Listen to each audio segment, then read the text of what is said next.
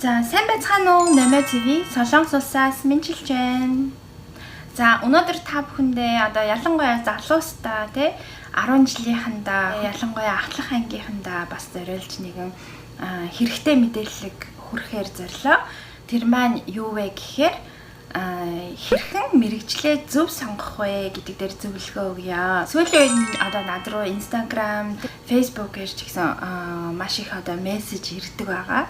Одоо Солонгос сурахыг хүсэж байна те яаж Солонгос явах вэ? За дээрэс нь их сургуулийн одоо мэрэгчлээ яаж сонгох вэ? За тэгээд ямар одоо мэрэгчлээ яаж одоо ингээд мөрөөдөлтөд хүрэхэж гэдэг юм уу. Ер нь ингээд иймэрхүү асуултууд маш их ирдэг. За тийм болохоор би бүгднийг ингээд багцлаад ерөнхийдөө мэрэгчлээ хэрхэн зөв сонгох вэ гэдэг тал дээр та бүхэндээ зөвлөгөө өгöd үзье. За хамгийн нэгдүгээрт нь одоо дүнгийн одоо ахлах анги те. За тэгээ тийм болохоор өөртөөсөө эхлээд юмд дуртай вэ гэдгээ бас сайн асуугаад үзээрэй. Өөрөөсөө асуух нь шүү дээ. Би юунд дуртай вэ? Би юуг ер нь хийхээр маш их кайфтай болдог үлээ. За намайг ад жаргалтай болгодог зүйл чи юу вэ гэдгээ эхлээд олох хэрэгтэй. Тэгэхээр хамгийн нэгдүгээрт өөрийгөө олох хэрэгтэй. За тэгээд өөрийгөө олоогүй гэж одоо бусдын яриагаар те энэ мэрэгжил гоё гэсэн.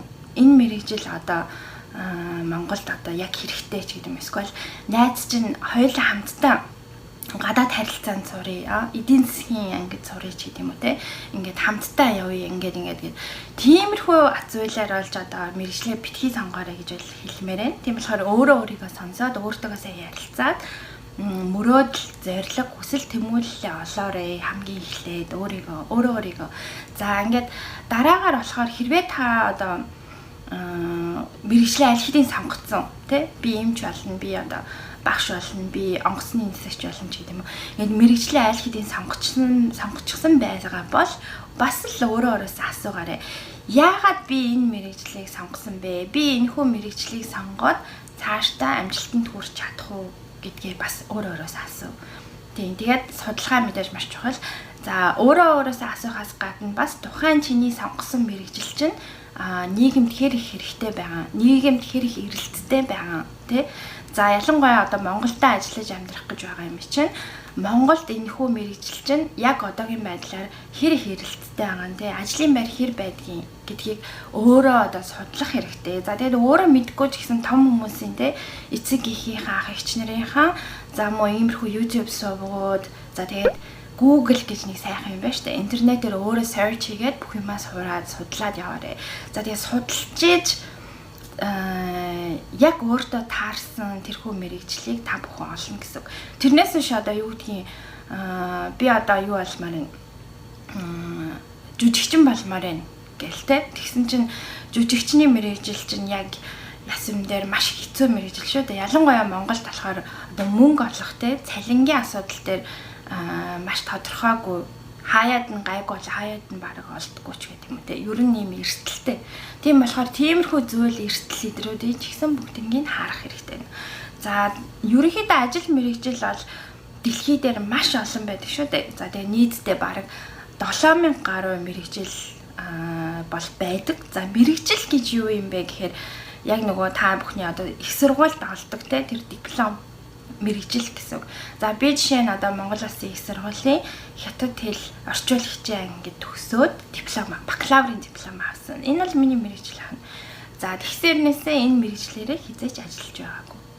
За би тэгээд өөрөө бас одоо хүүхэд ахта бага ахта алдсан учраас дүүнер та нартаа бас битгий алдаарэ гэдэг үүднээс бас зөвлөж байгаамаа. Яа тэгэхээр тухайн үед одоо миний үед те хүүхдүүд ингээд зөвлөд өгөх юм хүмүүс цөөхөн байсан. За тэгээ дээрэс нь интернет дээр бас суул байсан те. Сошиал интернет юу гэдгийг арай жоохон суул байсан. Тийм учраас смарт утас дээр ухаалаг утас дээр байхгүй шүү дээ. Тэгэхээр өөрөө ер нь судалгаа маш одоо муу хийсэн залхууч байсан юм уу? Ер нь тэгээд хийж чадаагүй. За тэгээд хүмүүс юу сурж ийн гэдгээр хөвчлэн хүмүүс маш их мэрэгчлээ сонгож байсан. Одоо жишээл миний үед ихэнх нь одоо муйсын эдийн засагт те. За эсвэл гадаад харилцаа. За тэгэл юу дандаа л муйсын хэлний анги, хятад хэлний анги, англи хэлний анги. Би хүртэл англи хэлний ангид ч гэсэн ер нь орцсон явж исэн. Тэгж жагаад хятад хэл рүү бас юу ангиа солисон. За тэгэхээр ер нь ингээд нэг тийм авцалтаангүй гэх юм уу амьдралд юу хүсэж байгаагаа мэдэхгүй. За тэгээд цаашдаа ямар хүн болмоор байгаа, ямар мэрэгчлээ болмоор байгаа гэдгийг мэдэхгүй. Зүгээр л ингээд очиод ийм юмар сурах хэрэгтэй юм байна. За энэгээр суръя да. Одоо юу төгсөхөд бакалаврын диплом угаасаа ингээд аваад тэр нь диплом л чухал. Тэгэл төгсөөл шууд ажилд орно ч гэдэм үү ингэж боддог. Бодит амьдрал дээр тийм байдаггүй шүү. Ажилд авдаг хүмүүс ч гэсэн мэрэгжилтэй мундаг тий. За тэгээд маш хичээнгүй зүтгэлтэй тийм хүмүүсийг л ажилд авдаг. Тэрнээс ш урсгалаар явж байгаад төгсөх зүгээр нэг дипломны гол гэж ярьдаг штеп. Дипломны гол нар маш их байдаг бол тийм хүмүүст бол хүссэн ажил нь олдохгүй гэж хэлмээр байна. За дараачихын хэм бол дүүнер минь бакалавр чинь нийтдээ 4 жил сурдаг шүү дээ. Бакалавр 4 жил, магистр 2 жил, доктор 3 жил байдаг. За тэгээд бакалаврын та нар бүхэл бүтэн 4 жилийг одоо бакалаврын оюутнаар сурах нь шүү дээ. Тэгэхээр цаг хугацаа хайран биш гэж үү? Цаг хугацаа маш хайран шүү дээ. Та нарын бараг 20-д нас чинь одоо тий 19-оос 23 хүртэл ч юм уу 18-аас 22 хүртэл ч юм уу тий зарим нь 20-оос 24 хүртэл ч юм уу ингээд бүхэл бүтэн 4 жилийг сурахад одоо зориулна. Тэгэхээр өөрийнхөө тэр хүссэн хамгийн одоо сайн чаддаг хамгийн дуртай тэр мэрэгчлэрээ маш амжилттай сурч одоо нөгөө нэгдүгээр шатны одоо нэгдүгээрт ордог тийм шилдэг оюутан болж сураасэ гэж би бас бодож байна. За тэгээд хэрэггүй одоо юу гэдгийг өөрөө дурггүй эцэг ихэн чи одоо эмч болох хэвээр манайхан үеэрээ эмч болсон ч гэдэм. Эсвэл манай үеийнхэн манай гэр бүл бүгдээрээ багш чи зөөл багш болох хэвээр ч гэдэм. Ингээд ээж аав нарынхаа үгээр одоо мэрэгчлээ битгий сонгоо зөвхөн өөрөө өөрийнхөө тэр зүрхнээс гарсан өөрөө өөрийнхөө хүссэн тэр мэрэгчлэрээ яваарэ гэж бол хэлмээр байна. За тэгээд яг өөрөө яг хүсээд ингээд хийсэн чинь эхний нэг жил 2 жил маш чухал. Яг ингээд 1-2 дахь курстэй энэ бишээ энэ нэг л миний сонирхсан зүйл бишээ би буруу бодож гэх юм бол маш хурдан одоо мэрэгчлээ солиод өөр одоо ангиар шилжих юм уу. Эсвэл одоо гадаад сурдаг хүмүүс бол хөвчлэн major minor гэдэг мэрэгчлээ сонгох болцоотой байдаг. 2 дугаар курсээс эхлээд давхар мэрэгчлээ сурах бас боломж байдаг. Тийм болохоор давхар мэрэгчлэлтэй бас төгсөх нь бас гоё гэж би бас бодож байна. За тэгээд дээрэс нь мэрэгжил сонгоход хамгийн чухал зүйл бол таны чадвар. За ингээд өөрийнхөө сонирхол 2 дугаарт нь зан характер, 3 дугаарт нь чадвар гэдэг. Энэ 3 хүчин зүйл дээр тохируулаад ерөнхийдөө мэрэгчлүүдээ сонгоорой. За мэрэгжил нь болохоор ерөнхийдөө ямар байдгийм бэ гэхээр нэгдүгээрт хүн хүнтэй харьцдаг мэрэгжил гэж байна. 2 дугаарт хүн техниктэй харьцдаг мэрэгжил гэж байна. За мөн 3 дугаарт болохоор хүн байгальтай харьцдаг мэрэгжил. За тэгээд 4 дугаарт хүн тоотой харьцдаг мэрэгжил. Тэгэл чи энэ 4 мэрэгжлээс ингээд харж агаад эхлээд багцаа томоос нь жижиг рүү явбал томын эхэлт сонгочих. За чи жишээлбэл хүн хүнтэй харьцдаг мэрэгжил дуртай ч гэдэм үү те. За тэрийг сонго. Тэнгүүтээ тэрнийхээ дагуу хүн хүнтэй харьцдаг мэрэгжил чинь юу юм бэ гэдгийг ингээд ол. Тэгэхээр чи асар хэдэн зуун мэрэгжлүүд байгаа. Тэр дундаас чамд таалагдсан мэрэгжлээ сонгох хэрэгтэй байна. За тэгээд жишээлбэл одоо ер нь жишээн дээр л яриа л да тий. Тэгээд хүнтэй харилцах дургүй өрнөөсөө чи сэтгэл судлаачийн мэрэгжил сонгочихжээ. Тэгээ яг сэтгэл судлаачаар сураад ингээд төгссөн чинь чи хүнтэй нэг ингээд харьцахад хэцүү байдаг тий. Хүмүүстэй харьцаж ингээд өөрөө жоохон хаалттай ч юм уу. Тим хүн бол хизээ сэтгэл зүйч болж чадахгүй шүү дээ. Сэтгэл зүйч, сэтгэл судлаач болж чадахгүй. Тийм болохоор өөрийнхөө ер нь одоо би байгальтайгаа сайхан харьцах дуртай. Би ер нь байгальд амьд тайртай ч гэдэм үү те. Тим хүн байгаа юм бол одоо байгаль хамгаалалт, байгаль орчин, экологи гэдэргэл маш олон мэрэгжлүүд байгаа. Одоо түүнээс геологч те ингээд хайгаад яваад иж болно. За мөн ингээд хүн техниктэй харьцдаг гэхээр жишээлбэл одоо машинд дуртай те ямар нэгэн юм багасаа лего тоглоом дуртай байсан. За гараараа юм сайн хийдэг ч гэдэм үү. За ийм хүмүүс хаан бол ингээд инженер болж байна. За ингээд энэ чинь маш олон мэрэгжлээс салбарлаад гараад ирнэ. Тэгэхээр тэндээс өөрийнхөө мэрэгжлийг сонгоорой гэж бас хэлмээр байна. За тоо баримт гэдэг нь мэдээж ойлгомжтой. Одоо математикт сайн тий. Тийм байх юм бол одоо мэдээж нөгөө эдийн засагч, няба бүртгэл, нягтлан бодогч гэх зэрэг ийм тоотой ажилдаг одоо мэдээлэл зүй дээр бүгдээр орно шүү дээ. Ингээд маш олон мэрэгчлээдэг бол түүнийгээ дааж явна.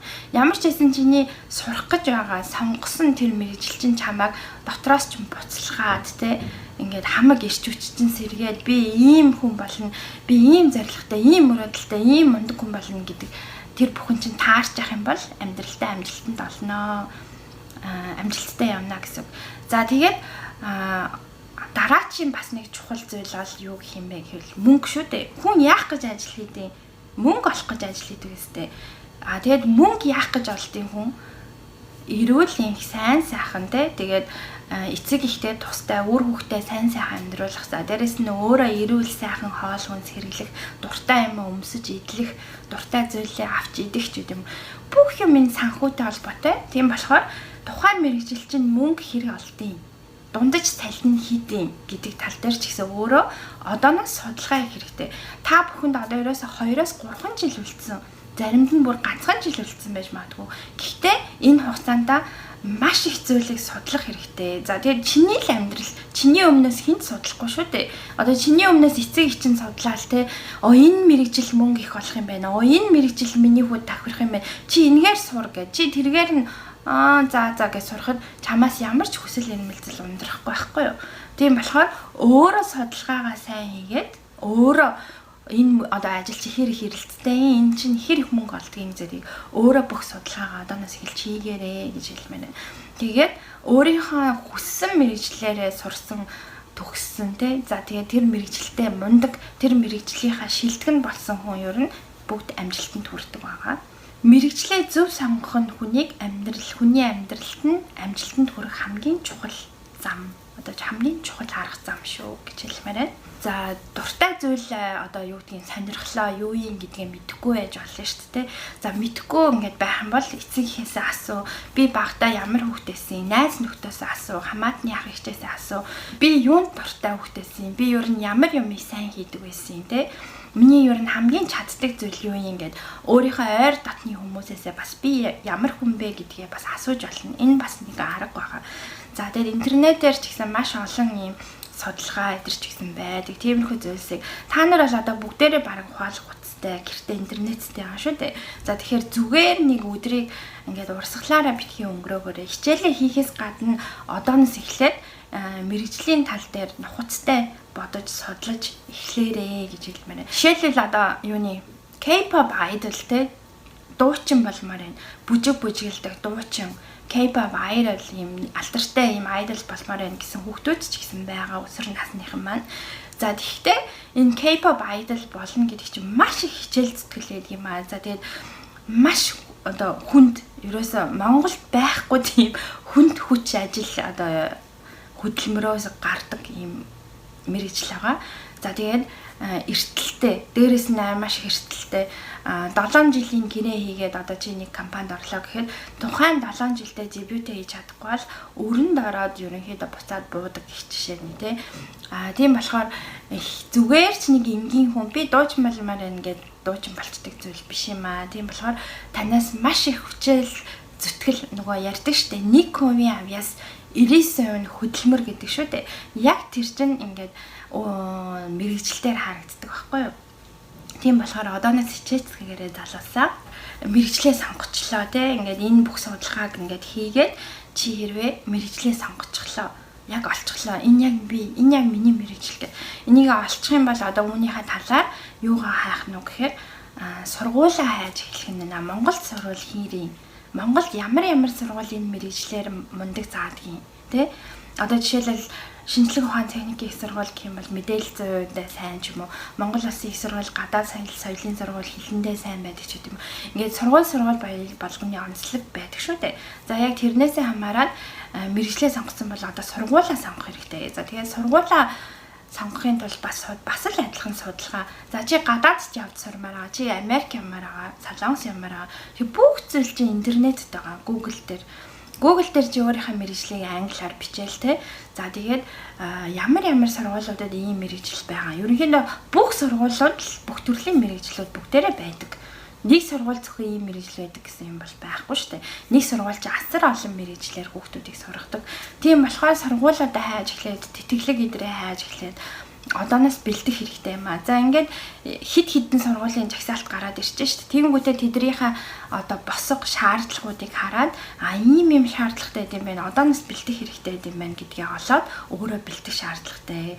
Тийм. Тэгэхээр одоо чиний өмнөөс ээж аав чинь бол хийгээд байна гэсэн зүйл байхгүй шүү дээ.